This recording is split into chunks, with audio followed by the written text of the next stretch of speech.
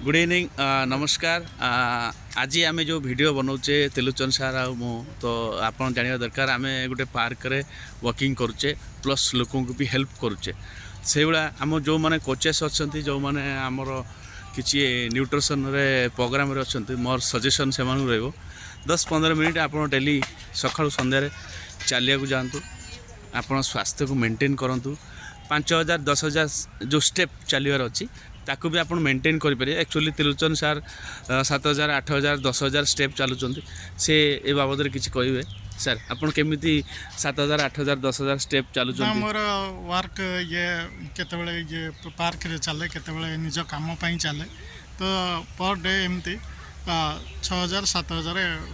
Work हो जाए step हो जाए। सो थैंक यू से भाया मुझे आपको कहूँ मुझे चलुची भी काम भी करुँची भी लोक हेल्प करुँची तो आमर टीम रे जिते लोक अच्छा ये वीडियो अन्य मानक शेयर करूँ ताकि खाद्य लाइफस्टाइल आ फिटनेस को जब आप बराबर मेंटेन करेंगे ताले आप दुनिया रे बहुत किसी जिनस आपड़ करें गोल सेट करूँ आपड़ कौटी जी कौन दरकार कौन पाइबा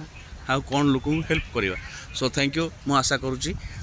आप ये वीडियोटी को अन्य मानक शेयर करें। Thank you.